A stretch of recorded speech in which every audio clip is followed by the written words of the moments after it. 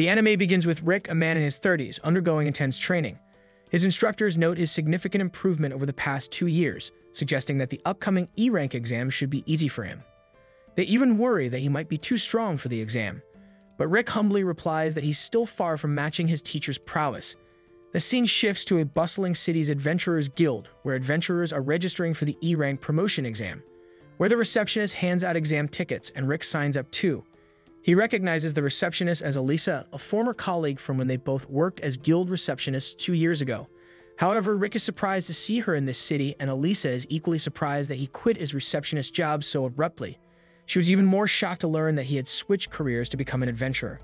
But Rick acknowledges that it seems absurd for a man his age to start adventuring, as it's typically a young person's pursuit. However, their conversation is interrupted by a rude, drunken man who tries to persuade Elisa to go out drinking with him. Despite her polite refusals, he persists and attempts to force her. Seeing this, Rick intervenes, urging the man to calm down, but the drunkard suddenly faints. Rick then lays him down, attributing his collapse to excessive drinking, and advises caution with drinking. Elisa soon hands Rick his exam ticket, and he notices that his number is 4242, which makes him uneasy due to its unlucky connotation. Leaving the guild, Rick encounters a girl named Renette outside. Initially, he's too distracted by staring at her Mount Everest to notice her face, but when he does, he sees an attractive elf. However, back at the guild, some adventurers notice a palm-shaped imprint on the drunken man's armor. They wonder how anyone could bend steel like that and recognize the man as a former A-ranked adventurer wanted for assault. But Elisa speculates that Rick might be responsible for the imprint. The scene then shifts to Rick undergoing a physical examination before the exam, surprising the doctor with his age of 32. The next test then measures the candidate's magic power using a crystal that lights up based on their power level. One by one, the examinees take their turns, achieving decent results. However, when Rick's turn comes, the crystal emits a dim light barely brighter than a candle flicker.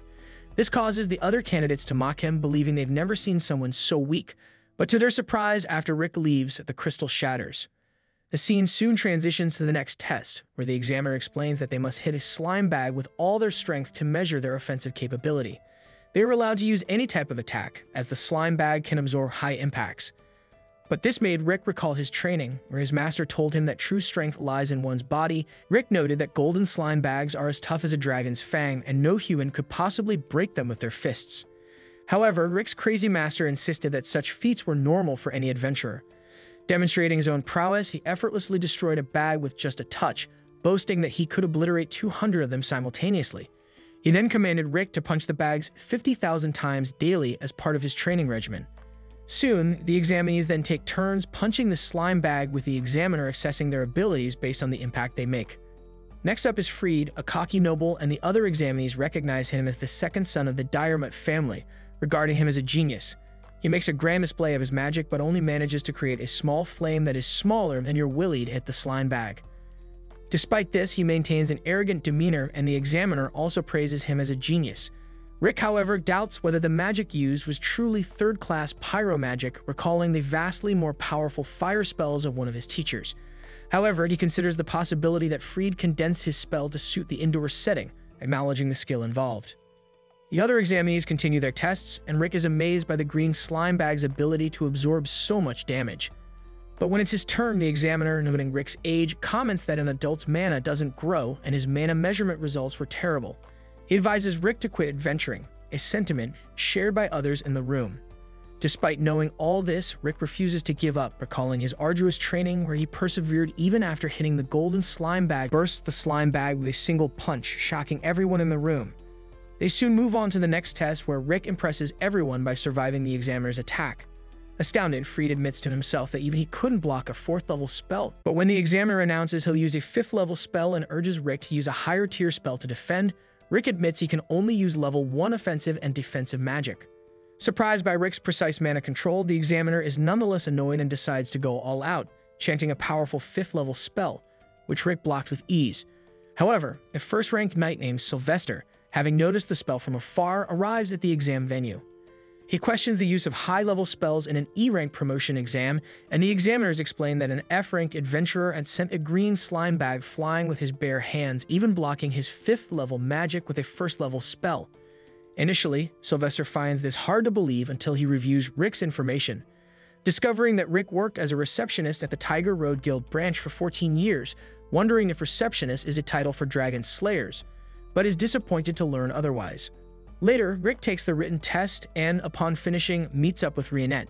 She asks how his exam went, and he confidently says he should get full marks. She thinks this is expected given his 14 years as a guild receptionist. However, Rick remains uncertain about passing the practical exams as his mana was ranked F-.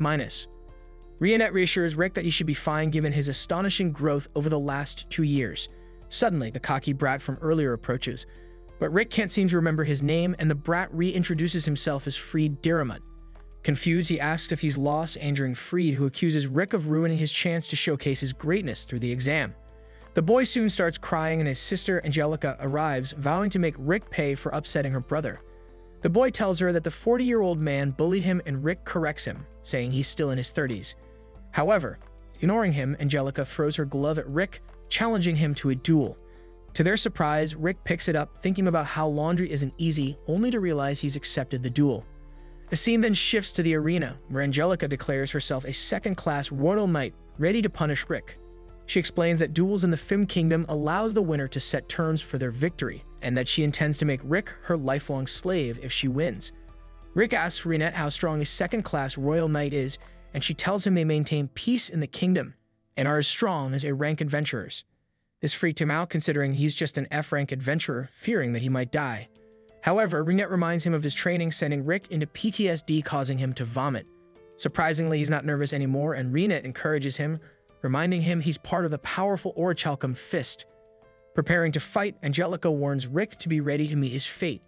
She promises to hold back since he's an F-rank adventurer and enhances her body and weapons with magic. She then speeds past Rick, who is surprised by her swiftness. Watching from the stands, Fried boasts that his sister is nicknamed Lightspeed Angelica because of her incredible speed. However, Rick perceives her movements in slow motion and easily dodges, stunning Angelica, as is hard to believe since even first-rank knights struggle to react to her speed. Angelica attacks repeatedly, but Rick finds her movements slow, wondering if she used connections to become a royal knight, which led to him considering that he might be stronger than he realized. However, during one of her attacks, Angelica stumbles on a rock, tumbling towards Rick, who narrowly avoids her strikes, thinking it was a terrifying technique. Determined, Angelica decides to move even faster despite the strain it puts on her body, as she can only use this technique 3 times.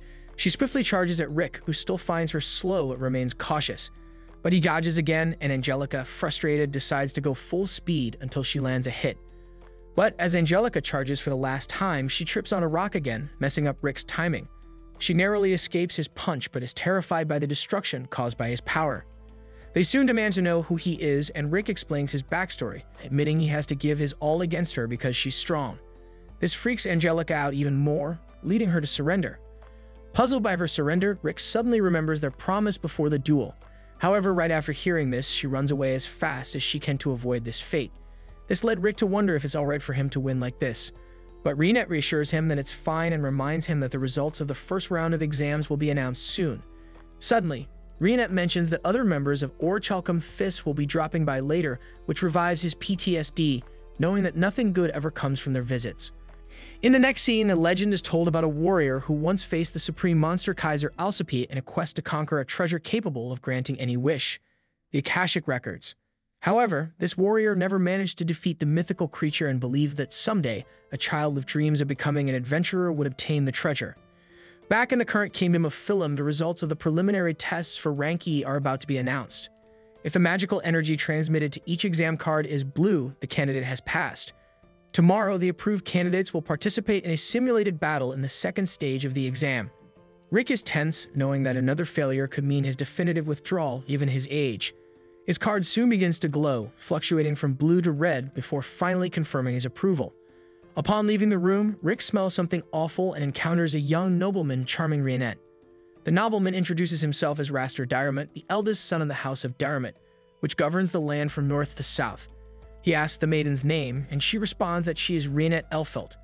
Rick also introduces himself, but Raster dismisses him as an irrelevant fool.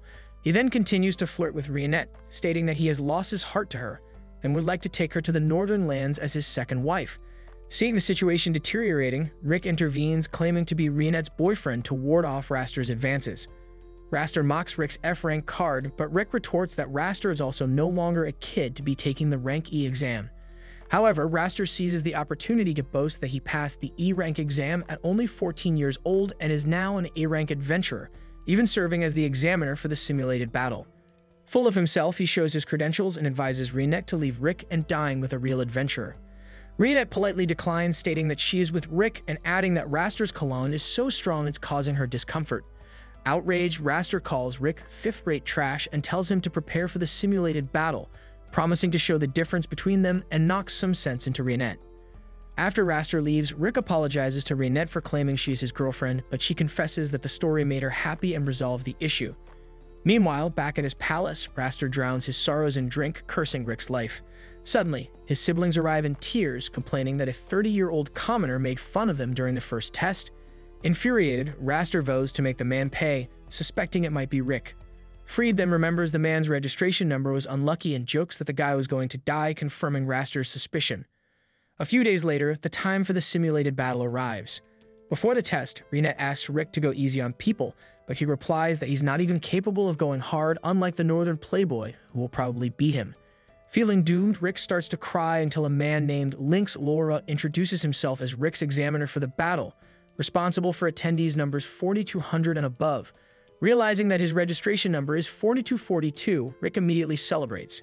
However, Lynx praises Rick, saying that his decision to quit his job at 30 to become an adventurer has restored hope for him, as he dreams of one day being like Rick. He then recalled that he started as an adventurer at 24 and only got his career going after 30.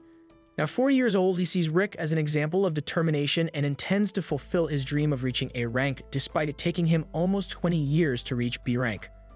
Rick enthusiastically greets the man, and although Lynx emphasizes that he will not show favoritism in the exam, he invites Rick for a drink after the test. Meanwhile, Raster eavesdrops on their conversation from his hiding spot, waiting for the examiner to pass by so he can approach him. With the weight lifted off his shoulders, Rick feels much more relaxed for the battle. However, one of the organizers suddenly enters the concentration room and informs everyone that Lynx Laura, the examiner for candidates 4200 and above, has suddenly fallen ill, and given the situation, Raster Diarmut will take over these candidates. Reinette had already suspected there would be a problem, considering Rick had crossed paths with the 3 Diarmut sons. Suddenly, an adventurer laments Raster being the examiner, known as the Man of 1,000 Skills, a genius who reached A rank at just 17 years old. Worse, he has another nickname, the F-rank Crusher, known for harassing candidates for pure entertainment. Desperate, Rick asks Reinette what to do now. Despite not understanding all the drama, Reinette reassures him that since other people's words can give or take away confidence, Rick is a strong man capable of passing the tests and defeating Raster.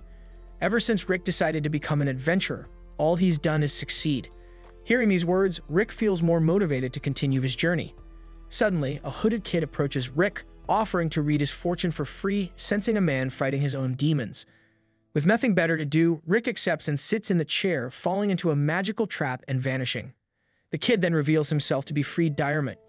Enraged, Reinette cuts the kid's crystal ball in half, blowing up the wall behind him in the process, and grabs Freed by the collar to find out where Rick has been sent.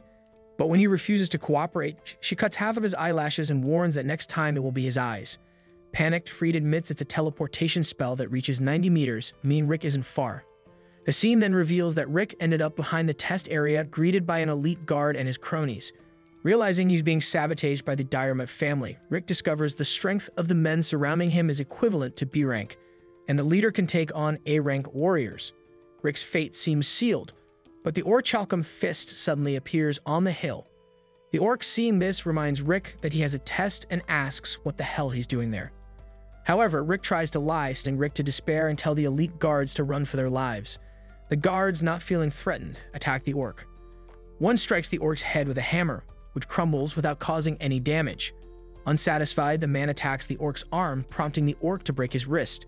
To everyone's surprise, the orc heals his attacker's hand, emphasizing that the body is a completely connected mass that can't be ignored. Hearing these words, the elite guard's leader realizes who these people are. Meanwhile, the Orichalcum Fist Boy pulls out his magical weapon, Juliet, loaded with magic stones and lead bullets. He then attacks 3 enemies in front of him, leaving Rick stunned. However, the guards take the Orichalcum girl hostage and order everyone to surrender, threatening to harm her. Rick and the orc warn the man to let her go before something worse happens, and the girl asks her friends what the guy behind her is doing. He then explains to Alice that the man is just trying to play, so she asks what kind of game it is. Losing patience, the guard punches her to keep her quiet, awakening the child's fury. She soon destroys everything around her with 7th nature composite magic. The guard's leader bows his head and explains that this girl, only 10 years old, is the most powerful vampire mage, known as the Demon Child of Devastation, Alice Draco. As for the other member, who looks like a boy, he's actually a half-elf, half-dwarf, over 50 years old with techniques a millennium ahead of his time. He is the greatest weaponsmith in the world, Mezet Elborf, known as the Millennial Workshop. Lastly, the orc possessing unparalleled physical strength and intelligence, able to use all existing support spells, is called Broston Ashork, the Wise Beast. According to the guard leader, the 3 A-rank adventurers make up the continent's most legendary group, the Orichalcum Fist. For the first time in his life, the old man sees these 3 with his own eyes, drops his weapons, and declares he will retire to live the rest of his life in peace. With that said, Alice annihilates the remaining guards while Rick celebrates his chance to take the test. Back with Reinette, the adventurer surprises Freed, who thought the old man was as good as dead. The elf gets rid of him ruthlessly. Then Lynx appears, injured, and reports that Raster did this to him. As if that weren't enough, before giving the examiner a beating, the hare asked what his dream was. Coming from humble beginnings, Lynx's attempt to educate society's scum, saying a third-rate teacher will produce students just as rotten. Lynx was furious at this insult, but couldn't respond to the noble. Thinking about this, the examiner asks Rick to give up the exam, not knowing what he's getting into. But Rick has no intention of giving up. Returning to the arena, Raster sees one of his guards fall unconscious and deduces that Rick is on his way. The noble would love to crush that man's dreams without even allowing him to try. But since he'll have the displeasure of a direct clash, he wonders if he can make F-rank suffer in another way, making hell seem like a playground for Rick. While Raster tormented the poor trainees in the yard, one of the men on the benches above watched and laughed at the scene. This man had a unique ability to observe someone's stats and determine their abilities. There are 4 major abilities in this world: physical strength, magical strength, speed, and dexterity. Enjoying the show, he checked each participant facing Raster, predicting how badly they would be defeated. Another trainee with average stats faced Raster and was immediately decimated by Raster's lightning magic, causing Adolphe to laugh hysterically. Out of curiosity, Adolphe checked. However, looking at Raster's stats for too long made Adolphe's eyes hurt due to their intensity. He then noticed that another person was ready to face Raster and dismissed him as insignificant due to his age. However, Adolphe decided to check Rick's stats and was shocked to find that Rick had max stats in all categories except magic. The sight of his stats caused intense pain in Adolphe's eyes, making him roll on the floor in pain. Meanwhile, Reinette found Alicia, who had come to watch Rick's final exam, and invited her to sit with the rest of her party. Alicia was initially scared to see an orc and a demon vampire, but was quickly reassured by Reinette. The orc then asked Reinette about Rick's chances, and without hesitation, she replied that Rick would easily pass the exam. Upon hearing this, Alicia was doubtful, pointing out Raster's superior magic and how he overwhelmed the weak trainees.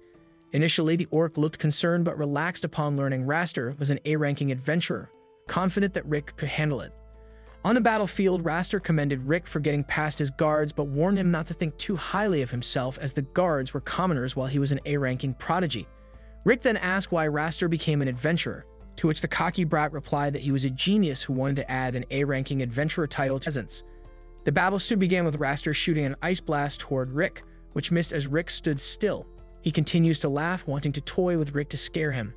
Meanwhile, Rick tried to remain calm, remembering Reinette's advice to observe his opponent. Believing Rick was too scared to act, Raster decided to finish the battle quickly. He used his extremely strong flame magic, blasting Rick with it, but to everyone's surprise, Rick emerged unscathed. Alicia was shocked, but the orc explained that a tiny attack like that couldn't harm Rick's body. Since Rick started training at 30, his mana pool couldn't increase. Therefore, the orc focused on enhancing Rick's physical toughness, starting his training by making Rick wear 100 kilograms ankle weights, which was equivalent to your mother's weight, and forced him to run through a forest filled with demonic snakes. Back on the battlefield, Raster decided to unleash an even stronger spell from his arsenal and blasted Rick with wind magic, sending waves of stormy winds at him. Yet again, Rick stood his ground, unmoved. Angered, Raster used a lightning spell, but Rick persevered through it effortlessly. Confused by Rick's resilience, Alicia asked Reinette for an explanation. She then revealed that Rick was as strong as an S-ranked adventurer, but the catch was that he didn't know it himself. All this time, the orc trainer had deceived Rick, telling him that even an F-ranked adventurer could outperform him, while Rick was actually cracking boulders with his punches. Inside the arena, Raster lost his composure and went all out, unleashing a barrage of magic at Rick simultaneously. Convinced that Rick would be dead this time, Raster watched in disbelief as the dust cleared to reveal Rick breaking a giant boulder in half. Shocked by Rick's sturdiness, Raster decided to take matters into his own hands, reinforcing his body with magic. However, Rick remained unfazed, throwing a lazy punch that connected with Raster's, sending him flying. But Raster soon regained his balance and landed on his feet, bewildered at how Rick resisted his attacks. Having observed enough, Rick concluded that Raster's incredible mana pool was poorly utilized due to his lack of rigorous training. Every move Raster made was unpolished and inefficient, giving Rick confidence that he couldn't lose to this noble brat. Raster, now serious, unleashed his strongest fire magic, but even this was effortlessly blocked by Rick, who stopped the attack with his hand. He then attempted to do a sneak attack, rushing at Rick, but was counterpunched immediately. However, Raster managed to change his body to steel just in time, barely avoiding meeting my uncle in heaven. Covered in dust, Raster still refused to acknowledge Rick's skills, calling it coincidence. This enraged Rick, who recalled his intense training where he survived in a dragon's nest, ran through explosions, and drowned in a venomous pond. He then remembered the elf pushing him off a cliff, Alice crushing him beneath a rock, and being hit by falling logs while training with Reinette. However, thanks to the orc's special healing magic, Rick was successfully revived and pushed past his human limits. Back at the present, Raster used earth magic to bind Rick with strong roots. He then began chanting a long spell that created a tree golem, telling Rick to say his prayers. But Rick, confident in his level 1 airshot magic that he had practiced millions of times, broke through bondage.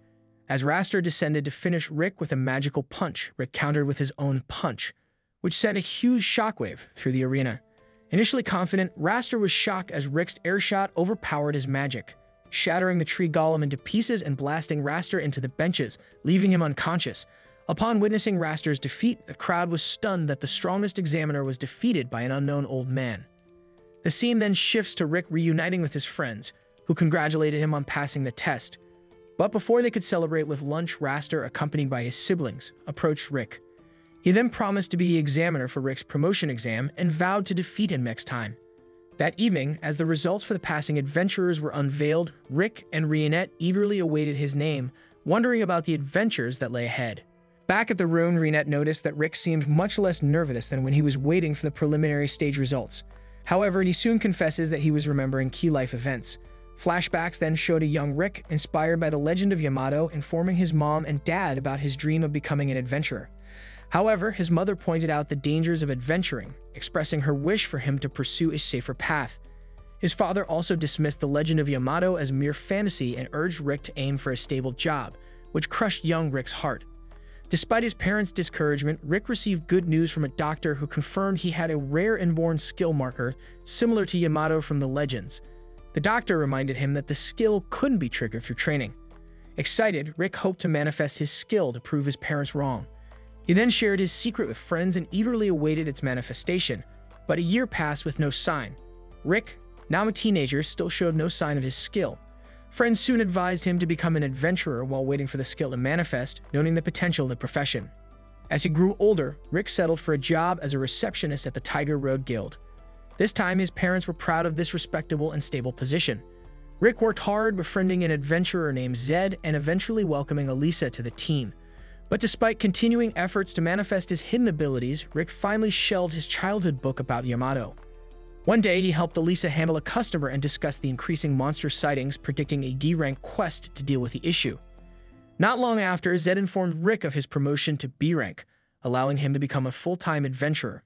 While happy for his friend, Rick felt a sense of regret for not chasing his dreams. After work, a gut-wrenching cry for help caught his attention. Rushing to the scene, he encountered a giant troll, a mid-level monster, and jumped in front of a young Reinette to protect her. However, Reinette swiftly defeated the creature and thanked Rick for his bravery, assuring him that she, as an adventurer, could handle herself. This incident served as an icebreaker between them, and as they walked through town, Rick felt a mix of embarrassment and shock, especially when Reinette revealed she was an S-rank adventurer. Noting that S-rankers are the pinnacle of the adventuring pyramid, Rick seized the opportunity to ask if it was possible for him to become an adventurer at his age, expressing his dream of defeating Kaiser Alcipiade. Initially, Reinette acknowledged his courage but bluntly told him it was almost impossible because he wouldn't meet the minimum magical reserves necessary for the job. Soon after hearing this, Rick tried to hide the fact that his soul had just been crushed through laughter and joking around. He rambled on and somehow ended up asking Reinette on a date, to which she agreed. The next morning, Rick went to work so happy that everyone was a little creeped out. He finished his shift and went to meet up with his date, but it was ruined before it even started because of another monster attack. He rushed to the direction of the commotion and found Reinette standing in a sea of monster corpses. She demanded that Rick step to the side while she dealt with the waves of creatures that kept coming. However, she suddenly froze in fear as visions of a burning town flashed in his mind. Luckily, Zed and the others came in clutch to defeat the remaining monsters. Reinette soon warned him that the area was dangerous because there was a dragon close by, explaining that her body had a traumatic reaction, causing her to lose control of her magic every time she felt a dragon's energy. However, Rick doubted a dragon would appear in such a residential area, but he shut up when the creature flew over them. This caused one of the adventurers to panic and fired a spell at it, only aggravating the monster even more, causing it to let out a roar that blew them all down. Zed soon gave the order for everyone to run since they couldn't fight such a monster. But they were unable to escape because the dragon turning to face the high-ranked creature. But Rick told everyone that if he was going to lose his life, he might as well stand up to it in hopes of meeting his demise as an adventurer. Deep inside, Rick was terrified because the sinister presence of the dragon was overwhelming him. But facing such a foe got his blood boiling because he always wanted to live this lifestyle. He then picked up a rock and threw it at the creature, but it didn't do anything to the big green frog. However, Zed was inspired by Rick's resilience. He then turned to the other adventurers, asking if they were going to let receptionist damage, as this was one of those moments where effort didn't count. The dragon then shot its fire breath, but Zed protected everyone with his iron body spell. Rick suddenly busted out of the rubble and stepped forward, determined to make his dream come true. But the dragon just stomped on him, shocking everyone. However, Reinette noticed something. The scene then shows a voice informing Rick that he had acquired a skill. Turns out, Rick's powers finally activated at the most clutch moment. He then pushed the dragon's claws up as he stood strong before punching it away. While everyone is in disbelief, Reinette noted that he was overflowing with so much magic power that it had become visible. Stunned by his own powers, he now saw the dragon as an oversized lizard and blocked its most powerful fire shot, before countering it with a punch that blew the monster's head off. As everyone is in pure disbelief, Rick collapsed, commenting on how decent his skill was. A few days later, he finally woke up to find Reinette at his bedside. There, she informed him that he had been out for the past week. Reinette then revealed that she had stayed by his side so that she could invite him to join the Orichalcum Fist. She continued by explaining that it was their party's objective to defeat Kaiser Alcipiade. Upon hearing that the legend was real and that he could become an adventurer, Rick cried his feelings out. The flashback then ended with Rick finding out that he had passed the exam, with the scene shifting to Rick telling his younger self that he had finally become an adventurer. The scene then shifts to Lynx congratulating Rick on passing and reminding him about the celebratory drink they had planned. Initially, Rick thinks it's a great idea, but he's surprised when Lynx expresses interest in meeting his party and asks to visit them. However, Rick's hesitation is evident, but he eventually agrees to let Lynx meet them. Later, as Lynx heads out to visit, he finds it odd that Rick told him to bring his most powerful gear. Upon arrival, Lynx doubts he's at the correct location because it resembles the Demon Lord's castle. After ringing the bell, Rick greets him and Lynx notices the absence of monsters along the way. Rick explains that monsters don't approach the place, which makes Lynx question why he needed his armor if not for monsters. But he explains that the armor is to prevent him from ending up in a casket. Lynx is then introduced to the girls of the group. Upon seeing her, he hopes his daughter will grow up happy like Alice, but is shocked when Alice casts a level 6 spell just by saying "boom." Rick quickly saves Lynx from being obliterated and scolds Alice for using magic inside. However, Lynx is stunned to learn that Alice only wanted to play, and Reinette mentions that she'll deduct the repair costs from Alice's food budget. Instantly, she pleads for forgiveness, so Rick decides to spend some time with her to help her calm down. Lynx then relaxes and admires the size of the place. He soon meets Mizet outside, who explains that creating crazy weapons is a hobby. Lynx then tries Mizet's latest weapon, and Mizet instructs him to infuse it with magic while pulling the trigger. However, the recoil sends Lynx flying backwards, and the shot causes significant damage. The recoil is too much, so Mizet decides to make some adjustments. Amazed, Lynx realized that if the weapon were mass-produced, it would change warfare forever. Lynx begins to see how extraordinary this place is and also meets Broston, surrounded by books. There he wonders if this intellectual orc is part of the party, but Broston says he's read most of the books in his library. He then mentioned that he hasn't had much time to read lately because he's been training Rick. So Broston offers Lynx a training session, which Lynx eagerly accepts. Suddenly, Broston also notices the determination in Lynx's eyes, which is reminiscent of Rick. Later, Rick is shocked to learn that Lynx went with Browston into the forest because he knows the dangers there. He soon hears Lynx screaming in fear, thinking he's about to die as he flies off a mountain, bidding farewell to his wife and kids. Fortunately, he lands safely on the food Reinette gathered for dinner. She then notices the weights attached to Lynx and suspects Browston's involvement.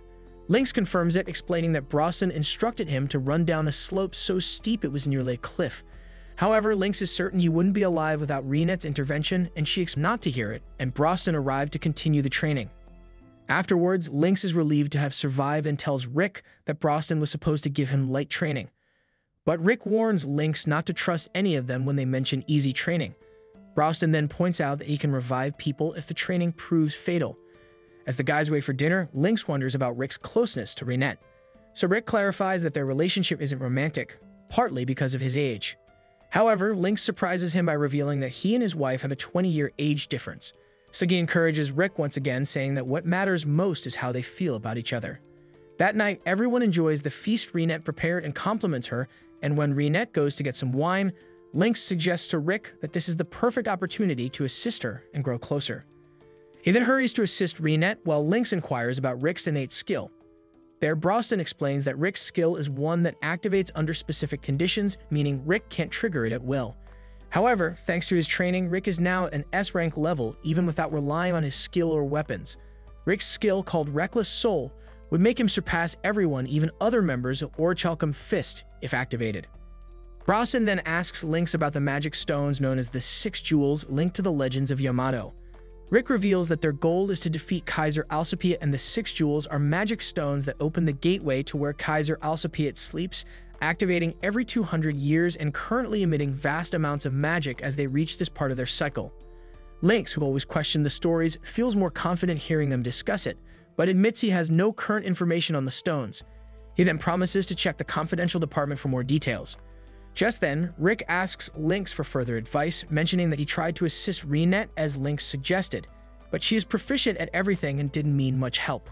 The next day, a new adventurer wonders why she has to clean the guild when she could be defeating monsters.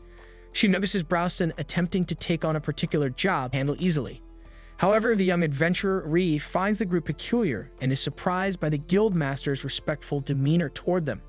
Rick, using his receptionist skills, determines they can take the job if they have 2 ranks in a 4-person party.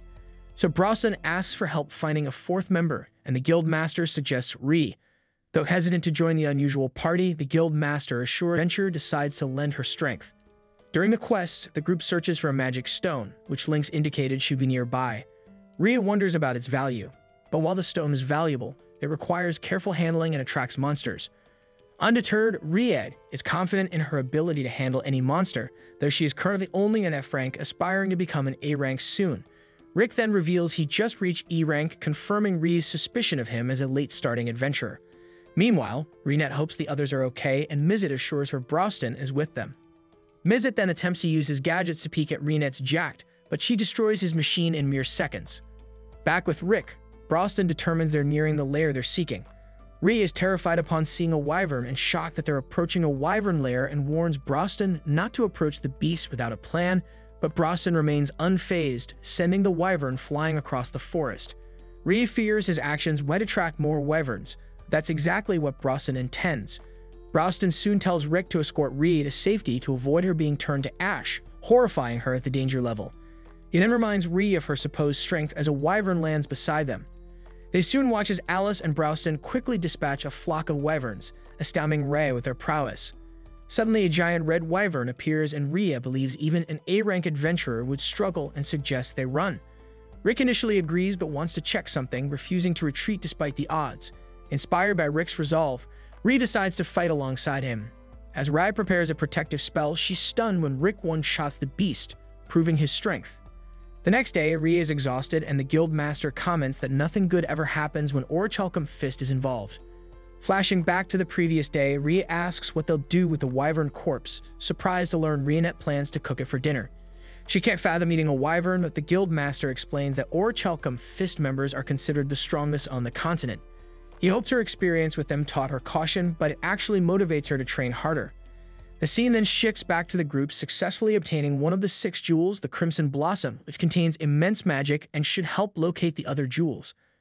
Alice wants to activate it, but everyone decides against it, fearing she'd destroy it like everything else. Mizet then activates the jewel, revealing a map of Heractopia, a city where combat thrives and is known for its Colosseum. We then catch a glimpse of a fight in the Colosseum, with a girl emerging victorious. Rick, Broston, and Reinette soon arrive at the kingdom of Heractopia. Broston shares the tale of the first king Alexander, who established a small arena back when the kingdom was still a fledgling nation. Alexander himself participated in the arena battles, fighting with his bare fists, and soon became a champion with an undefeated streak of over 10,000 victories. As word spread, fighters from across the globe came to challenge him, and an even larger crowd gathered to witness the Invincible King. This influx of people quickly transformed Heractopia into a vast and prosperous kingdom, a place where martial arts thrive to this day. Broston is eager to gauge the skill level of Heractopia's warriors, but stays focused on their mission to gather information about the 6 grand orbs. However, every person they approach seems to be intimidated by Broston. Suddenly, they notice a cat girl being harassed by a bald thug on the street. Rick steps forward to help, but Broston takes charge and confronts the thug, telling him to back off. The thug, undeterred, claims to be a martial artist and warns Broston to mind his own business. Broston dismisses the thug, saying he doesn't look strong, which enrages the thug. He challenges Broston to a fight in a secluded corner, and Broston agrees, following him, only to emerge moments later with the thug, now completely subdued and obedient. The thug introduces himself as Gold, and the girl he was harassing reveals her name is Millie. Broston shows them the red orb and asks if they've seen anything like it. Both Gold and Millie say they have seen a similar orb but can't recall its exact location. As they talk, a parade passes by on the main road. Millie excitedly explains that it's the parade for the announcement of the Fist King Tournament, the kingdom's biggest event. The parade's highlight is Kelvin, the reigning champion, who has remained undefeated for the past 3 years. Rick is impressed by Kelvin's popularity, and even Broston acknowledges his talent as a fighter. Suddenly, Gold and Millie become nervous and reveal that the orb they're searching for is embedded in Kelvin's champion belt. Meanwhile, Kelvin heads to the gym where he meets the owner, who asks if Kelvin's body is in good shape, to which Kelvin replies that he would feel better if a strong opponent joined the tournament this time. Just then, Rick and Reinette enter the gym. Kelvin immediately senses that Rick is the formidable opponent he's been hoping for. But the gym owner, mistaking Rick for a mere fan, tries to send him away. Rick attempts to explain that they're adventurers searching for a certain jewel, but Broston interrupts, heading straight for Kelvin to address the issue directly. Rick suggests following proper protocol, but Broston insists they don't have time for that. Kelvin is surprised to see a talking orc and asks what he wants. Broston straightforwardly demands the champion's belt, which infuriates the gym owner, who threatens to call security. Kelvin, however, stops him, claiming he can sense lies and believes Broston is telling the truth. Still, Kelvin declares that the belt is a symbol of Heractopia's pride, and the only way to claim it is by winning the Fist King Tournament. Broston agrees and leaves, stating that he will win the belt the right way. After the visitors leave, the gym owner asks Kelvin why he didn't teach them a lesson. Kelvin explains that if he had, everyone in the gym would be dead. The gym owner is shocked by this revelation, and Kelvin elaborates that he could tell Reinette possessed great skill. Rick had trained his body to an extreme level, and Broston was undoubtedly the strongest of them all. Later, Broston tells Rick they must compete in the tournament to win the belt. To qualify for the main event, they need to win the regional tournaments in both the East and the West. Broston instructs Rick to head west with Reinette while he goes east. Rick is concerned about Broston being alone in a foreign country, but Broston assures him he has a guide. Just then, Gold arrives with an extravagant carriage. Rick proceeds to take the test to enter the Western League. There, the examiner explains that his opponent will be selected at random and that you will be judged on skill, not the outcome of the fight. Rick is startled when he recognizes his opponent's voice before even turning around. Turns out it's Angelica, the knight he fought during the adventurer exam. Angelica, full of confidence, is taken aback when she sees Rick, but both of them are surprised to encounter each other in the arena. As the fight begins, Angelica, determined to win quickly, gets into her stance. However, before she can even make a move, something trips her, causing her to fall. Frustrated, she assumes she stumbled due to excitement, but when she tries again, the same thing happens. She becomes angry, thinking Rick is underestimating her, but then realizes that his technique is so fast she can't even see it. Desperately, she tries to keep her distance, but Rick continues to trip her, repeatedly knocking her down. Seeing that Angelica doesn't lose her will to fight, Rick praises her, acknowledging that she's a worthy opponent for him to go all out against. However, before he can make a move, Angelica surrenders. With that, Rick is granted permission to enter the Western qualifiers. As he and Reinette are leaving later that evening, Angelica confronts him in tears, asking how long he plans to keep humiliating her. Taken aback by her outburst, Rick decides to cheer her up by treating her to dinner. They head to an inn run by the cat girl Millie's parents. There, Millie serves them, but she keeps glancing around, clearly looking for Broston, who is left for the Eastern qualifiers. During dinner, Angelica asks Rick why he's there, and he replies that he intends to win the Fist King tournament. When she asks if he means this year or the next, Rick confirms he's talking about the upcoming tournament. Angelica warns him that it's impossible, no matter how strong he is. Confused, Rick and Reinette realize they may have underestimated the challenge. So Angelica explains that a fighter must win 40 matches to qualify, which usually takes around 6 months. The next day, Rick heads to the qualifiers, where the receptionist cautions him about his opponent, who allegedly uses weapons despite them being banned. The staff couldn't find any on him, but Rick remains wary. As the fight begins, the opponent, a notorious crook who delights in crushing newcomers, pulls out a magic gem called the Impact Stone, which amplifies the force of his punches. He throws his coat at Rick's face to blind him, then lands a punch with the Impact Stone. However, Rick emerges unscathed, while the crook's hand is injured. The Impact Stone falls, and Rick advises the crook to train his body more if he plans to use such a tool. Rick then knocks out his opponent with a shockwave from a deliberately missed punch, winning his first fight and preparing for the remaining 39. In the next match, Angelica faces a karate boy.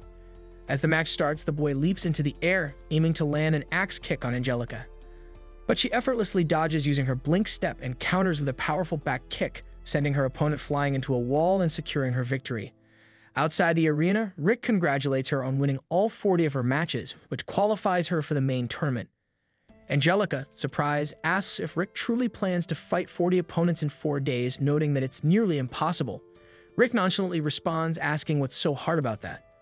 Angelica realizes he hasn't done any research and explains that a fighter can only have 1 match per day in a single arena, and to fight 10 matches, he'd need to visit 10 different arenas, each hundreds of kilometers apart. Rick remains unfazed, pointing out that his next arena is only 30 kilometers away and that his match is in 10 minutes. Angelica, shocked, says he can't possibly make it in time, even by carriage.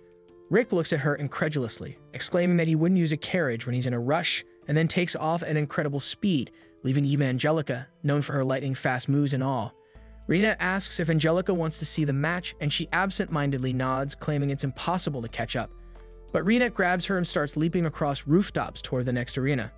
By the time they arrive, the match is already over, with Rick having easily defeated his opponent. Angelica is left trembling from the ride, but Rick doesn't have time to talk and rushes off to the next spot, with Rena carrying Angelica again. Rick continues to win his matches with ease, using techniques like running circles around his opponents until they knock themselves out. 4 days pass, and Angelica is utterly shocked that Rick actually managed to win 40 matches in such a short time. She's relieved that they aren't in the same tournament block, or she'd stand no chance. Rena comments that Rick isn't even the strongest fighter in the tournament, mentioning Broston, the S-ranked adventurer who trained Rick to this level. Realizing she's up against literal monsters, Angelica asks where Rick went today. Rena casually replies that Rick is on a quick 600 kilometers jog to a nearby city, a fact that no longer surprises her as she sips her tea. Later that evening, Rick returns from his jog only to be stopped by a slithery lizard man named Snape. Snape, introducing himself as the chairman of the West League Committee, congratulates Rick on setting a new record by defeating so many opponents in just 4 days. As they shake hands, Rick instantly recognizes that Snape is a warrior. Snape mentions that he used to fight years ago and even won a small tournament when he was 23 before retiring. Now a merchant, he's also an old friend of Angelica's family. After telling Rick to take care and to pass his greetings to Angelica, Snape leaves in his carriage. Rick, still puzzled by the encounter, enters Millie's restaurant where she expresses concern. She warns Rick that although Snape seems like a gentleman, there are rumors that he's involved with the underworld and has shady connections with gangsters. Rick wonders why Snape would seek him out when he overhears some men talking about a new dark elf bunny girl who's stealing everyone's hearts. Realizing they must be talking about Reinette, Rick rushes to the stadium only to find Reinette and Angelica dressed in bunny girl costumes encouraging kids to gamble. But suddenly a rowdy customer becomes louder and more obnoxious as he starts mocking Angelica. Not in the mood to tolerate any nonsense, she swiftly beats the crap out of him, stepping on his head and daring anyone else to try their luck. Meanwhile, back at the gym, the discount Nick Fury reads a newspaper reporting that Broston won 40 matches in just 2 days, each with a single punch. He wonders what kind of beast they're dealing with, while Kelvin talks about Rick's feat of winning 40 bouts in 4 days, which also impresses him. Kelvin is excited, reminding Nick Fury of the day he first met him in a rough town, where Kelvin used to dominate gang wars. Nick Fury had found him beating up an entire group of people and offered him a chance at a better life, bringing him to Heratopia to fight in the gladiator arenas and earn an honest living. The next morning, Reinette, Angelica, and Rick sit down for breakfast. Rick mentions the encounter with Snape, who claimed to know Angelica. However, Angelica seems stressed at the mention of his name and denies knowing anyone by that name. Later that day, the first main match of the tournament begins with Angelica facing off against another adventurer. Reinette notices that Angelica seems unusually tense as she launches an attack. Angelica's opponent, a brutish woman, blocks her kick and tries to counter, but Angelica is quicker, landing a powerful kick that sends her opponent into the wall, winning her first match. Rick's match follows, where he faces a random fighter who tries to use wind magic against him. Rick effortlessly dodges the attacks and delivers a karate chop that barely grazes his opponent but is powerful enough to knock him out cold. The subsequent matches go by quickly, with both Angelica and Rick easily defeating their opponents. By evening, Angelica is exhausted from all the fights. Rick tries to warn her about her final opponent for the day, but she brushes him off and enters the arena. Her final opponent is a massive, ugly brute whose appearance alone could knock someone out. Angelica remains determined, using her blink step to close the distance and surrounding him with a wall of water before launching an electric blast. However, the brute's thick skin allows him to withstand the attack. As Angelica rushes in to continue her assault, the brute dodges her strikes and lands a massive punch, sending her crashing into the wall and knocking her out. Later that night, Angelica is treated by a nurse who advises her to take it easy. As she leaves the infirmary, Rick confronts her, asking why she fought so recklessly against an opponent with such strong defenses. Angelica acts strangely and tells him to mind his own business before walking off. Rick follows her, finally wearing her down until she confesses the truth. Snape is her fiancé. After her parents died, her grandfather made a deal with Snape, selling Angelica to him in exchange for a large sum of money. Now the engagement is set, and breaking it would bring shame to her noble family. Angelica reveals that Snape is a major sponsor of the tournament and has entered his own fighter, which is why she's been trying to uncover his shady dealings. She suspects that Snape is involved in match fixing and is trying to make a fortune through his chosen fighter. Angelica joined the tournament in hopes of defeating Snape's fighter and exposing his scandal, but now she feels it may be impossible. Suddenly, they hear commotion coming from a nearby tavern. Peeking inside, they see a red lizard man choking a waitress. The brute who defeated Angelica tries to intervene, but the lizard man easily slams him to the ground, knocking him out with a single hit. Despite her fear, Angelica shows her courage and steps in to stop the lizard man, who prepares to punch her. But before he can land the blow, Rick casually grabs his arm, telling him to back off. At that moment, Snape arrives at the tavern and orders the lizard man, Geese, who is revealed to be his younger brother, to save his strength for the tournament. Snape explains that Geese has anger issues but cools down quickly. He promises to compensate the tavern owner for the damage and leaves. Angelica tells Rick that she believes Snape is involved in match fixing and is using his fighter to make a lot of money. She admits that she entered the tournament to defeat Snape's fighter and expose the scandal, but now she feels it might be impossible.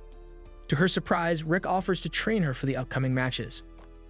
The next day, the duo wastes no time getting to work, but the task proves to be far more challenging than the girl initially imagined. Rick straps weights onto Angelica's body, each weighing 60 pounds, and warns her to never deactivate her body-strengthening ability if she wants to stay alive. Demanding an explanation for this madness, Angelica is ignored as Rick takes off running, a rope tying them together. He explains that by pulling her along, he's forcing her to run faster and stronger. In the midst of the exercise, he corrects her flawed movements, teaching her that while she has speed, her stride lacks stability. With her hair a mess, Angelica pleads with Rick to stop, but he jokes that it's the first time she's called him by name.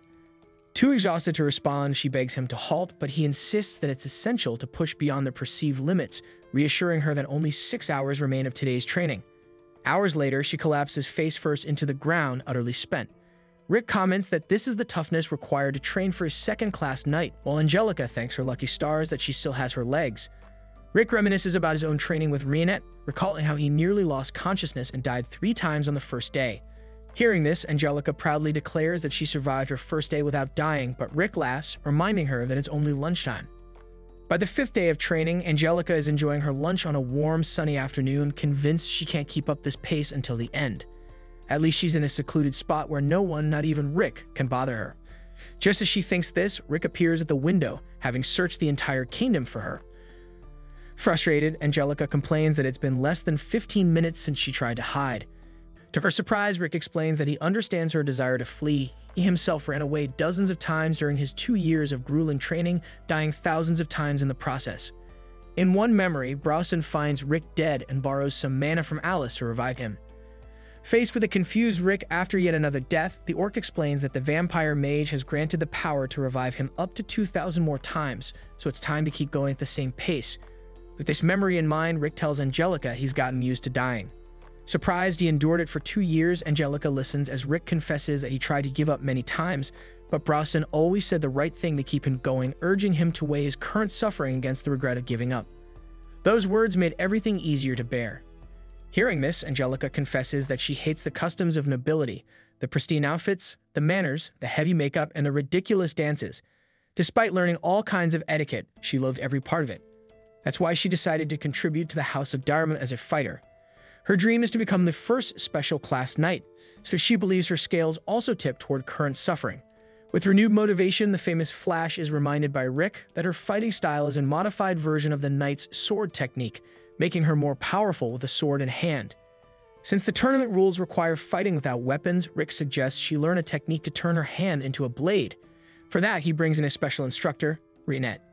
After intense night training, the tournament is in full swing, leading to the final match between the C Block leaders, each with 7 wins and 1 loss. Only the winner will advance to the next round. In the arena, Angelica faces her opponent, trembling with fury like a caged beast. The duo of elders observing the duel's comment on Diarmit's disadvantage against Silver. However, as soon as the announcer signals the start, Diarmit delivers such a powerful punch that her opponent flies against the wall with indescribable force, ending the fight to the shock of everyone present. From the stands, Reinette notices that the training has paid off, though Rick thinks Angelica might have been a little unhinged by everything she's been through. At the Militia Tavern after the victory, Angelica reflects on how the townspeople's stares hurt her, making her question if she did something wrong in the tournament. Rick responds that winning is what matters, while Reinette warns that people might be afraid of her. Alice and Mizet arrive at the tavern, and the elf asks the dwarf about the rumors that one of the 6 jewels is in the Empire. Mizet replies that there isn't a shred of truth to them.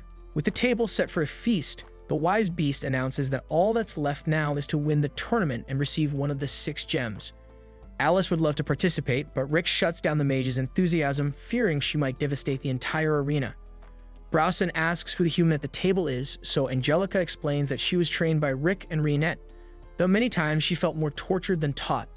Even so, each member of the Orichalcum Fist assures her that her efforts will be rewarded. The King of Fists tournament finally begins, with the pairs announced after a random draw. With the pairs for the first round established, Angelica confides in Rick about the Dragonaut Company's scheme to rig the tournament. They manipulated the bracket to ensure that Geese wouldn't face Kelvin or Brosnan until the final, aiming to impress the audience with their competitors' strength from the start. When the tournament reaches its final stages and the odds are at their peak, Snape plans to place a clever bet. If Geese deliberately loses at that point, the boss will rake in a fortune. That's why they gave Geese the easiest path, including a match against Angelica in the second round, assuming he gets past the first. Angelica's plan is to sabotage their scheme by defeating Geese in their match. Rick asks what Angelica will do if she doesn't face Geese until the final, but she hasn't even considered that. After the bracket is set, Kelvin and his master meet with Rick and Brosnan. The members of the Orichalcum Fist confidently declare that they will take home the belt and the gem thereafter. Unfazed, Wolf's master recalls when Kelvin was younger. Back then, his academy only managed to get 1 competitor to 4th place in the tournament. Determined to do better, he pitted his new fighter against a boxer named Garen. On that occasion, Kelvin took a beating, but the taste of defeat drove him to train relentlessly until he reached his physical peak. He made his name in Heratopia by winning 3 tournaments, and now 6 years later, the boxer faces the greatest challenge of his life. Soon the first round begins with Geese facing Herman Mueller. The human lands several hits on the monster, who barely feels them due to his above-average resistance. After Herman misses a strike, Geese hears a taunt from his opponent. However, as soon as Herman attacks again, the giant lizard lands a blow to his face, taking him out in 1 shot. Rick finds this suspicious. Although Geese is strong, his movements are amateurish. Regardless, Angelica reminds him that the fight's purpose of impressing the betters has been achieved. Next, she enters the arena and swiftly defeats Silver Helland, while Rick and Brosnan also advance without breaking a sweat. Now it's time for the final match of the first round. Eddie Grace against the current champion, Kelvin Wolf. The Orichalcum Fist watches the fight closely, wanting to understand the extent of Kelvin's strength, which he demonstrates right from the first blow. Rick notes that Wolf anticipated his opponent's move, and Broston adds that the excellent sense of smell possessed by a dogman gives him an ability known as future scent. Despite their praise, Kelvin takes a hard hit during the fight, which Reinette claims was intentional. After taking the hit, Kelvin gets up and knocks out his rival, much to the audience's relief after seeing their favorite fighter in trouble. To Rick's surprise, he overhears one of the champion's colleagues commenting that Kelvin is too inconsistent. The next day, the second round begins with the audience divided between betting on Kelvin and Geese. Suddenly, Snape approaches Rick and formally introduces himself to his companions. Rick asks why Snape isn't in the VIP seat, and he explains that he wants to watch the fight between his fiancée and his youngest son up close. Speaking of them, the two competitors meet before the match, and Geese says his brother asked him not to mess up his future wife's face. Angelica, eager to show the results of her training, listens as the lizard laughs about spending his father's money on nonsense and still being stronger than his opponents. When she brings up his physique, claiming it's impossible to achieve without training, Geese dodges the accusation, boasting that some people call him a prodigy. Either way, he promises not to crush her so she can still bear Snape's children later. Offended by this insult, Angelica vows to crush him. The clash between them begins with Angelica starting off with a flying kick to Geese's torso, though he barely feels the impact. Unlike Herman, however, Angelica has the speed necessary to avoid taking hits. Realizing that her physical attacks aren't effective against Geese, she cancels her enhancement magic, baffling the entire audience. She then uses Magic Flow Reverse Reflection, advances with Instant Step, and finishes with a new technique she learned, Thread Cut, where her hand simulates a sword and slices open Geese's belly. The scene flashes back to when the Dark Elf demonstrated the thread slash technique by cutting a rock so precisely with her bare hands that it left a mirror-smooth finish. Reinette then mentioned that even Rick could perform the technique, though not as perfectly, when Angelica tried to exaggerate its difficulty. She was instructed to feel the air and swing lightly but with determination. Though she struggled at first to grasp the skill, she practiced intensely, eventually incorporating it into her other abilities to create her unique version of the thread slash. The grueling training she underwent with Rick had prepared her to handle the demands of this technique. Angelica continues to cut at Geese until he grows irritated and attacks her, but she dodges and counters with a slash. Snape, observing, relaxes and calls the technique entertaining, noting that Geese has already figured out how it works and is done holding back. He informs his older brother that he can't resist as Geese punches Angelica in the face. She rushes at him again with the same attack, but he swats her away with his tail. Geese proves his point by mimicking her movement technique and keeping up with her before knocking her down again.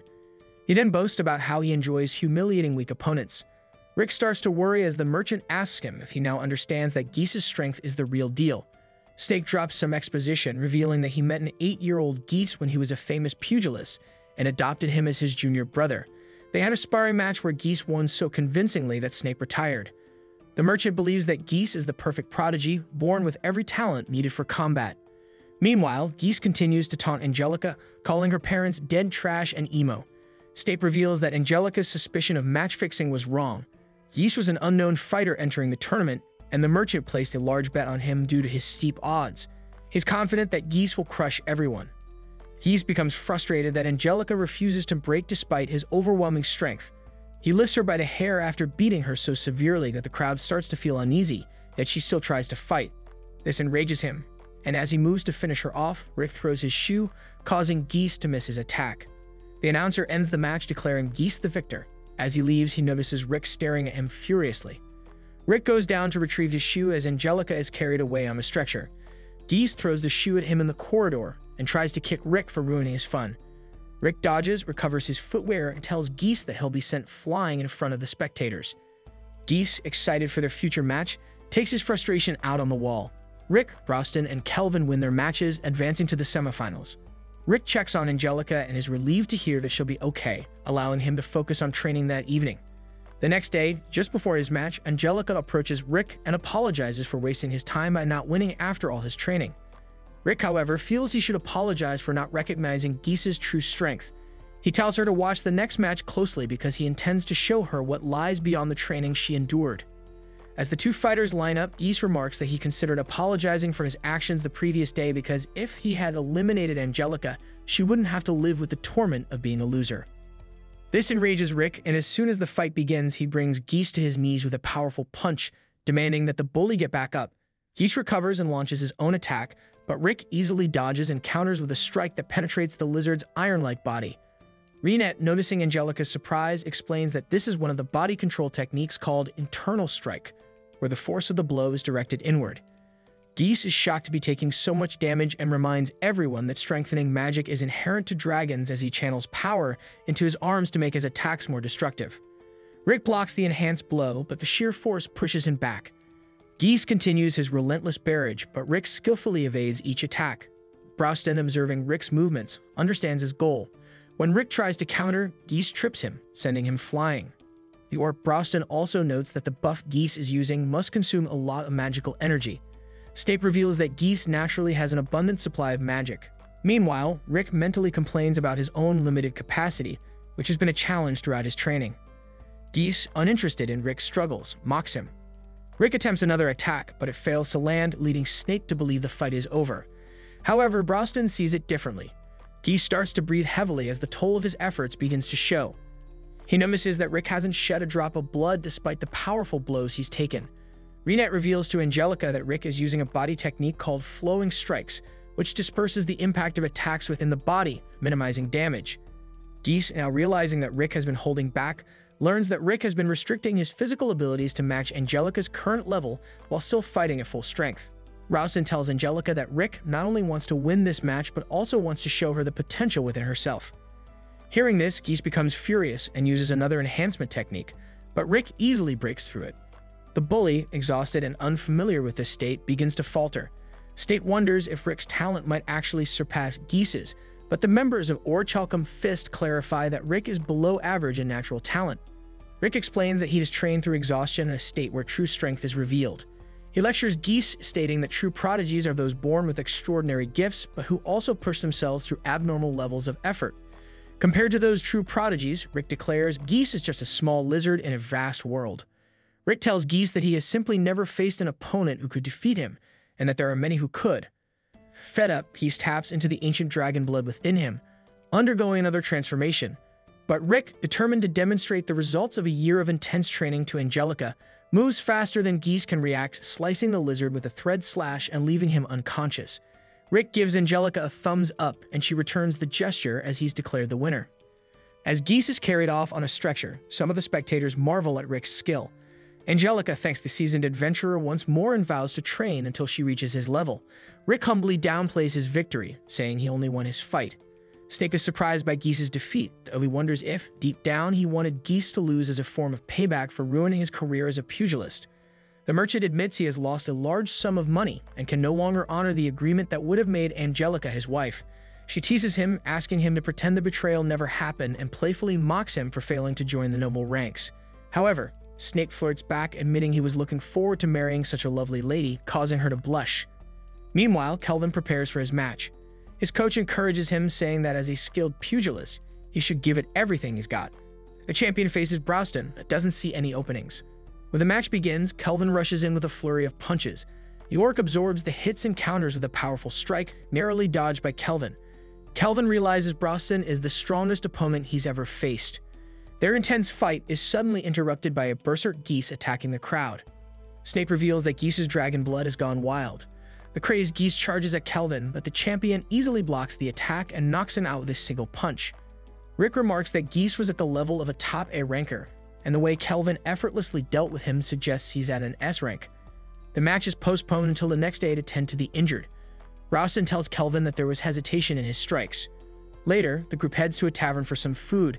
The Dark Elf informs Angelica that Rick has gone on a 700 kilometers run, which explains his absence. Meanwhile, Rick finishes his run at the border and notices Kelvin training. Before heading back, Rick stops by to greet him and expresses concern that Kelvin might wear himself out before the big match. Kelvin, however, asks Rick to spar with him.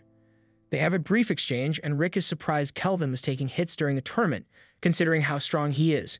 Kelvin explains that he was too powerful for his previous opponents, winning his matches too quickly. He overheard the gym admin complaining to his coach that his short fights were affecting the gym's revenue, as spectators were losing interest. In response, Kelvin held back in his next tournament, purposely losing to make the matches more entertaining. This tactic helped the gym's popularity but came at the cost of his battle instincts. Rick sympathizes but comments that the strongest fighters have their own struggles. The next day, the arena is filled with spectators once again. The announcer assures the crowd that defensive magic has been cast to protect them during the fight. Kelvin begins with a barrage of punches, trying a new technique that knocks Browston's hand aside. Rick notes that the attack must be incredibly strong to have that effect. Browston evades the rest of Kelvin's strikes and observes that his hesitation remains. He even accuses Kelvin of slacking in his fighting. Browston quickly figures out that Kelvin, as the champion, has been prioritizing entertainment for the spectators by holding back his true strength. Realizing Kelvin can't go all out without exposing this, Browston respects his sense of duty but feels disappointed. He restricts himself to fighting with only 2 fingers and declares that he won't move from his spot during the match. Kelvin charges at Browston, astonished when the orc blocks his strikes with just 2 fingers. Browston counters, slamming Kelvin to the ground. The crowd erupts as Kelvin barely dodges the next attack, but frustration builds within the champion. He knows he can't unleash his full strength against such a formidable opponent. Seeing this, his coach yells for him to fight seriously, reminding him of their shared dream of making him the greatest pugilist in history. Kelvin, now fired up, strips off his top, leaving only his vest. He leaps forward with renewed energy, delivering a punch so strong that Browston is forced to use all 5 fingers to block. Kelvin follows up with a series of powerful blows, but the orc counters, sending Kelvin flying. Kelvin activates his iron body technique just in time to protect himself. The spectators murmur in awe, realizing this battle is far beyond anything they ever witnessed. They begin to criticize Kelvin for holding back all this time. Kelvin accepts that there's no turning back. Determined, he starts showcasing his full abilities, even surprising his own coach by using advanced nature magic. Angelica points out that dog people aren't typically skilled with this type of magic, but Rick knows Kelvin has only reached this level through years of relentless training. He recognizes Kelvin as a true prodigy, just like his teachers. Browston blocks the fire attack, but Kelvin binds him with nature magic and casts a powerful level 8 spell, stunning the crowd even further. Rick begins to panic, realizing that Kelvin is much stronger than he anticipated. This also means Browston will stop holding back. The orc breaks free from the spell with a single punch, leaving even Kelvin in shock. Browston turns and gives Kelvin a quarter thumbs up, signaling his resolve to fight without holding back. No more evasion, only pure offense. Renette explains that this is a traditional gesture in orc battles, symbolizing a commitment to a full-on exchange of blows. Rick is terrified, knowing this means Browston will relentlessly attack from now on. As the orc steps toward Kelvin, the champion feels true fear for the first time. He barely dodges Browston's next strike, but the shockwave sends him flying. Kelvin retaliates by unleashing all of his high-level spells, but they have no effect. Browston counters with a punch that crushes Kelvin's defenses and ruins his insight into the fight. Despite the overwhelming damage, Kelvin refuses to back down. This is the kind of intense battle he's always desired. He attempts another attack, but the injuries he sustained weaken his strikes. The crowd's cheers of encouragement push him beyond his limits. Drawing on every technique he knows, he combines them to create a new, powerful move. The attack lands, and though Browston has only moved a little, it's enough to earn the orc's respect. In acknowledgement of Kelvin's determination, Browston delivers a devastating final punch to the champion's face. Kelvin collapses, unconscious but with a smile on his face. His coach, despite the loss, believes that they are still on the path to greatness, and that Kelvin is truly the greatest pugilist in history. Browston is officially declared the winner of the fight, with his fan club cheering loudly in the background. As the orc heads backstage, he's congratulated by Rick and Angelica.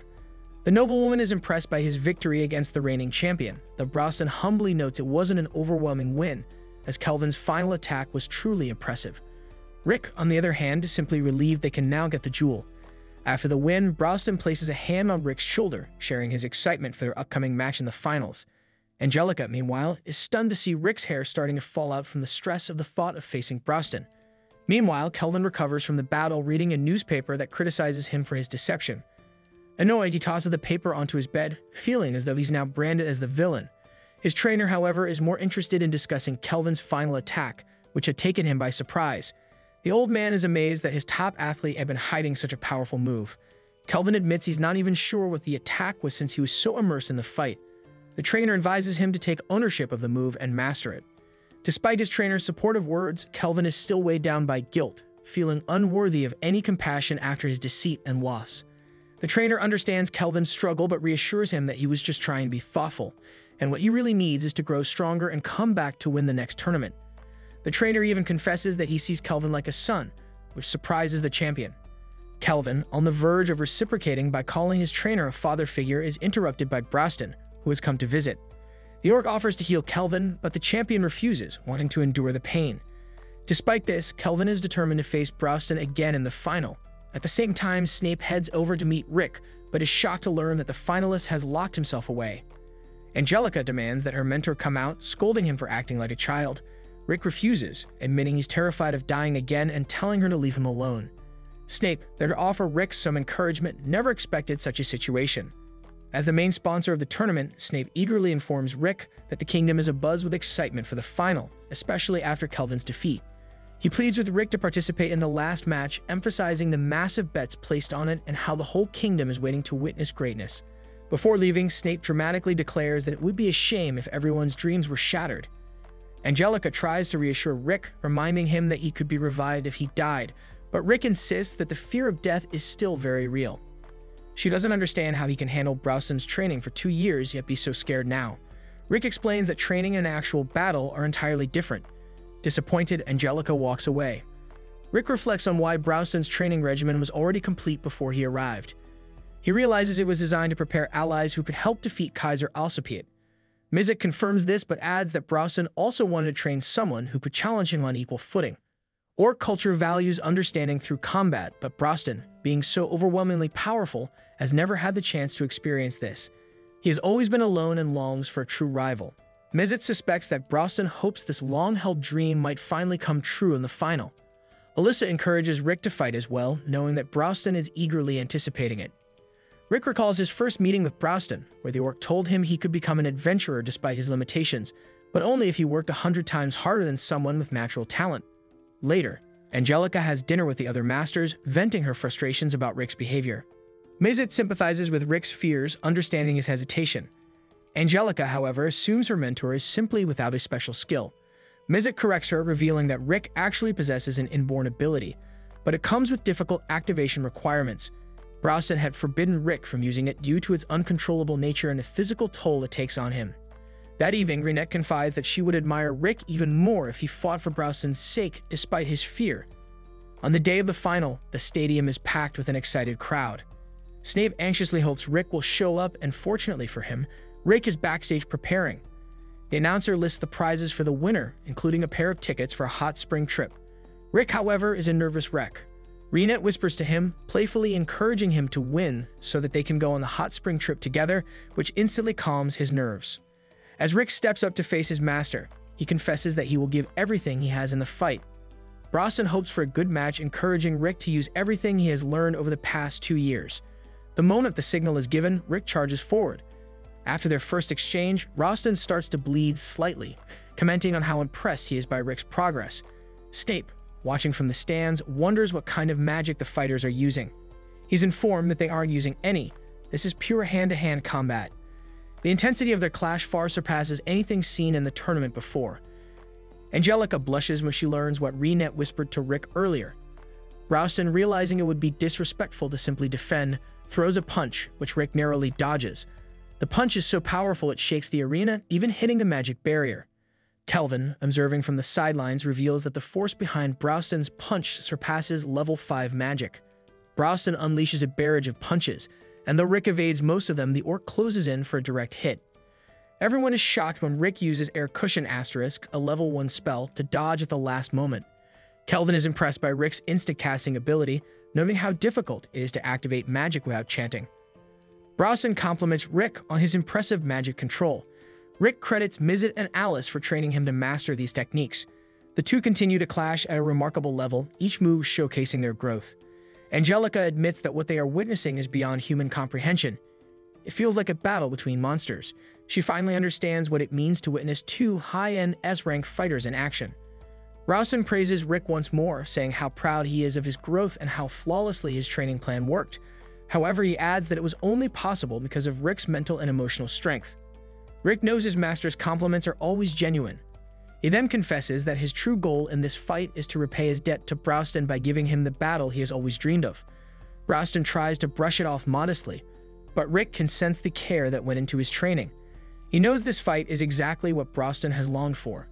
The orc finally acknowledges Rick as a true member of their party and sees this moment as an opportunity to share the story of how the legendary group, Orichalcum Fist, was founded. When Browston was just 5, he realized he was different from the others in his pack.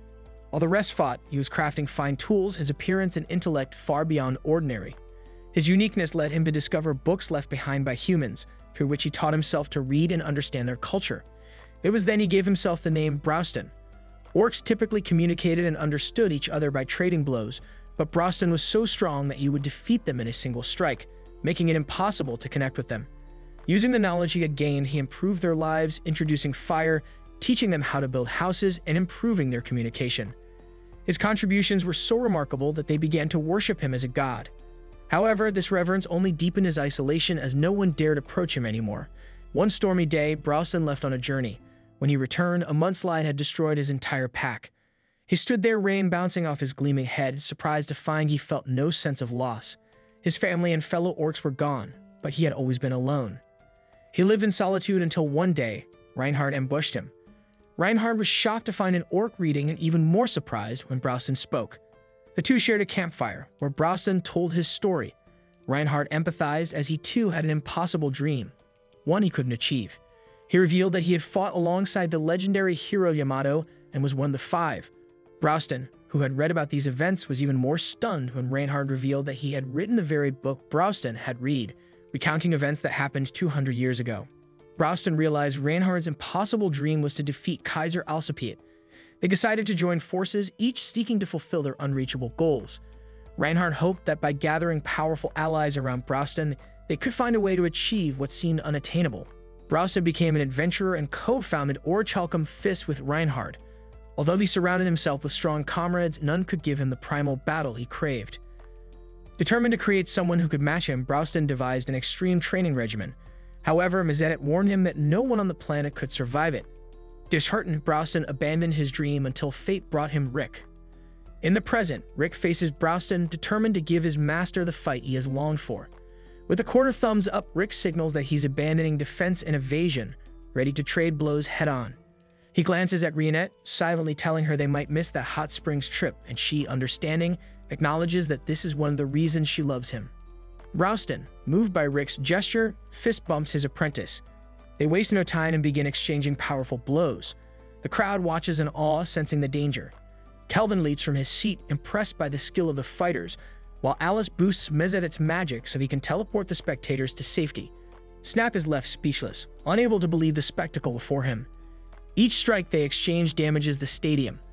Though Rick lands more hits, Broston's sheer power far outweighs his apprentice's.